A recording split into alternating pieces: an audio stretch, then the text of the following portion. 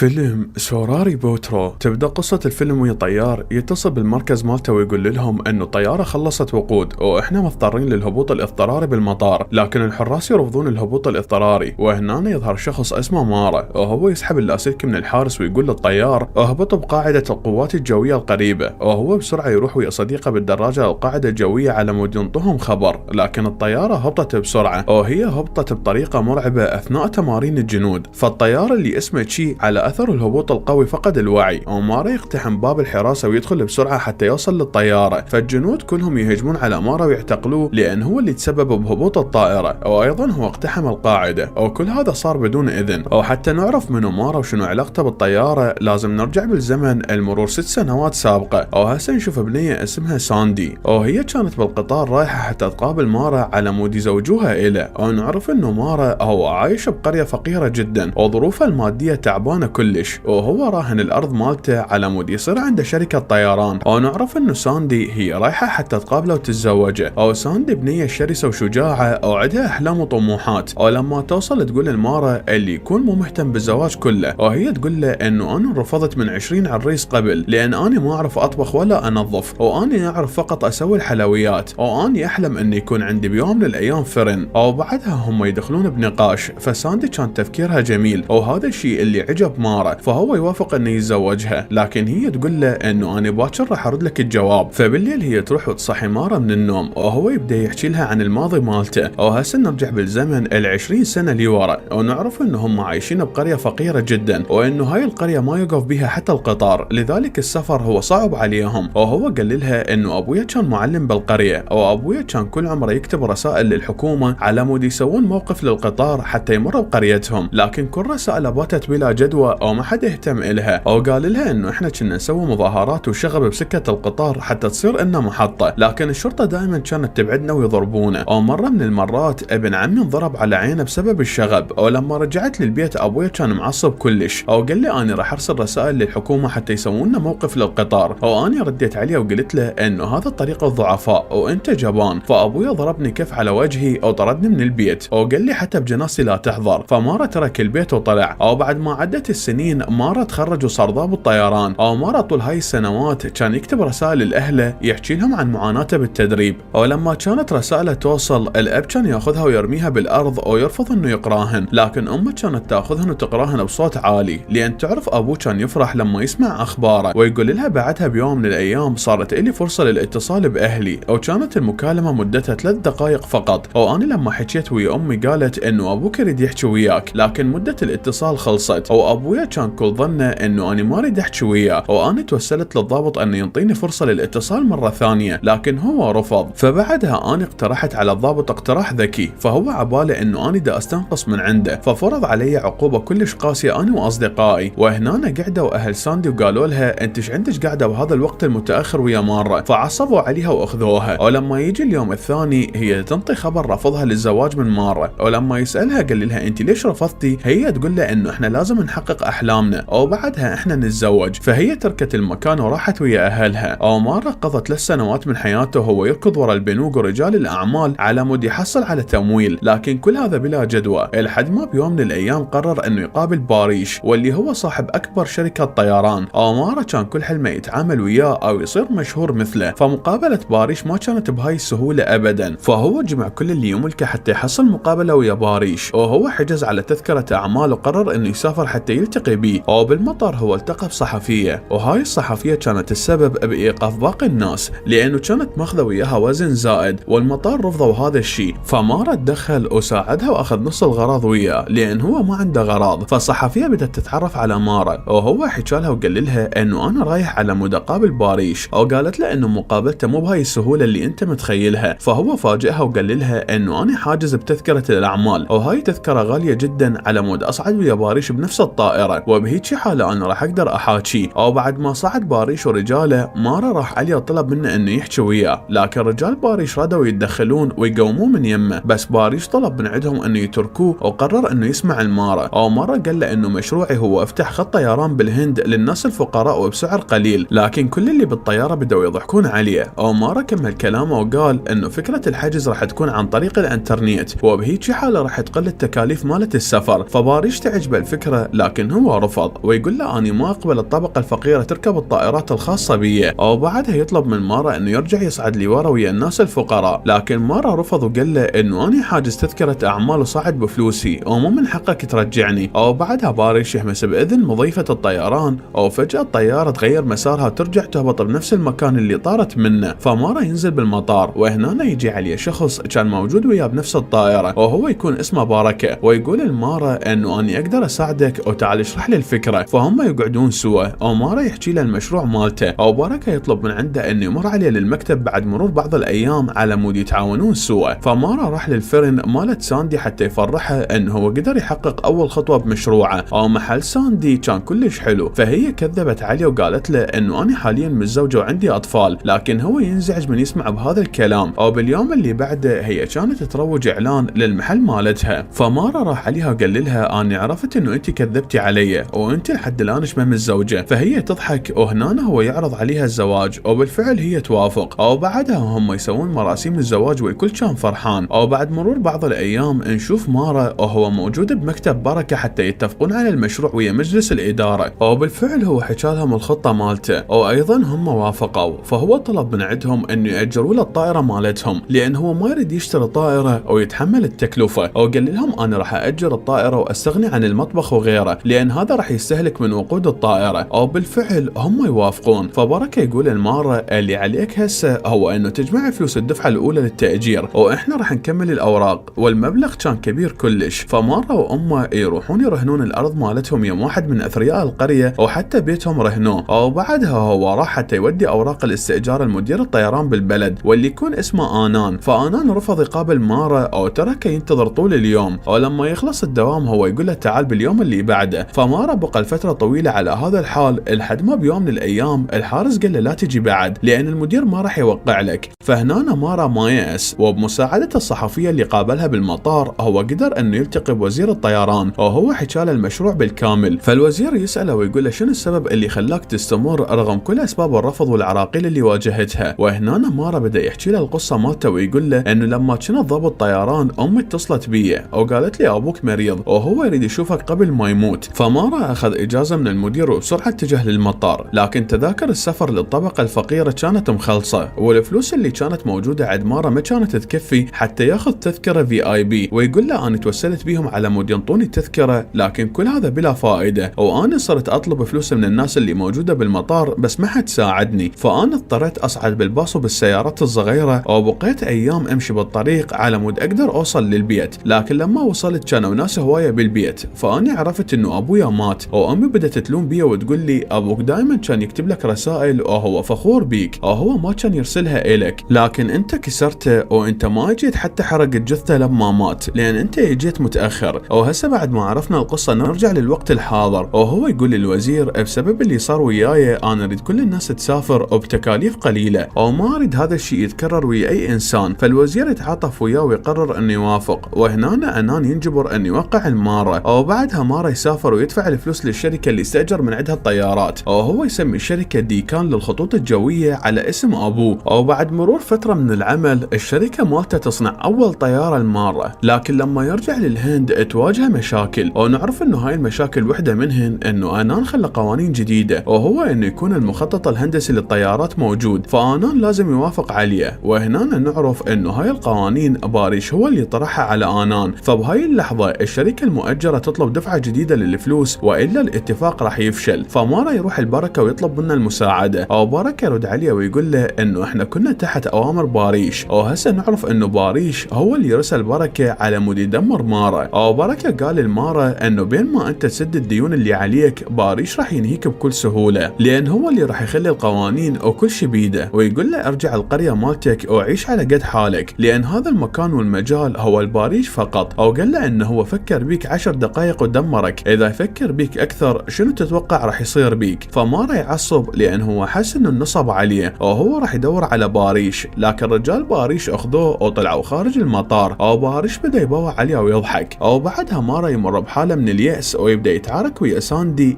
بسبب مزاجه السيء. فهي تقول له انه انا الوحيده اللي وثقت بيك وساندتك رغم كل اللي كنت تحكي لهم مشروعك يضحكون عليك، وبالتالي انت هيك تعاملني، وتقول له انا متاكده انه انت راح تحقق حلمك. فهو عصب وبدأ يكسر كل شيء قدامه. وبعدها هي قالت له انا ليش وقت ابقى اصرف عليك وانت لازم تشتغل. فهنا هو ضربها وهي انصدمت وتركته وراحت. فبدأ يدور عليها بكل مكان وهو حس بالذنب لكن هو ما لقاها ابدا. ولما رجع للبيت لقاها قاعده لوحدها وتبكي. وبهاي الاثناء هي قالت له انه اني حامل. فهو كلش فرح ونسى التعب وجته جرعه من الامل. وبثاني يوم هو سمع صوت طائرات بالجو ولما شافها من الشباك كانت طائره تجاريه لنقل البضائع. فهو قرر يستخدم الطائرات التجاريه بمشروعه. وهنا هو يعرف انه شركه تجاريه واقفه عن العمل. فتواصل وياهم وقال لهم عن الخطه مالته. وبالفعل هم يوافقون ويقررون انه يحولون الطائرات التجاريه الى طائرات للمسافرين. فساندي بدأت تساعده بالفلوس اللي جمعتهم لكن الفلوس ما كفت. واهل القريه هنا قرروا انه يساعدوه وهم جمعوا كل الفلوس اللي عندهم وحولوهم لحسابه بالبنك على مود هو يتمم مشروعه. وحتى شخص كبير هو رهن ارضه وساعده بمبلغ كبير. وبعدها مارا بدأ يشتغل على مشروعه ليل ونهار وهو وفر برنامج للحجز على الطائره. لكن لحد ما كمل المشروع وباول طيران لهم قبل لا توصل الطائره حتى تهبط الوقود مالتها خلص بدون معرفه السبب. فقرروا انه يسوون هبوط اضطراري باقرب مطار. والمفاجاه هي انه جميع المطارات رفضت هبوط طائرته بيها. وهسه نعرف انه باريش هو السبب. وهذا هو نفسية المشهد اللي شفناه بداية الفيلم لما هبطوا بالقاعدة الجوية. وبمشهد اخر نشوف مارا هو بمركز القاعدة او وياه كابتن الطيران. ونشوف رئيس المركز هو ضابط قديم المارا لما كان ضابط طيران وهو تعاطف ويا مارا رغم اوامر باريش له. فهو تركه بدون عقوبة لان كانت عنده روح وطنية وشجاع. وبعدها بايام كان اول افتتاح للطائرة وكان حاضر محافظ القرية وايضا كانوا حاضرين الكثير من الصحفيين. فهم صعدوا بالطائرة وصعدوا وياهم مواطنين هواية. وايضا صعد بالطائرة المحافظ وحتى مارا. واثناء الرحلة صار عطل باحد اجنحة الطائرة وهي رادت تسقط او تقتل الموجودين بيها. لكن مارا تدخل ووقف الطائرة بسرعة. وبهاي الحالة الناس صار عندها رعب من الموضوع والمحافظ خاف وترك المكان وهو معصب. فالصحفيين بدأوا يلاحقون مارا بكل مكان ويطلبون من عنده تصريح عن العطل. وهم بدأوا يسألوه عن اسباب العطل. لكن هو هنا لما يشوف ساندي وهي تدهور حالتها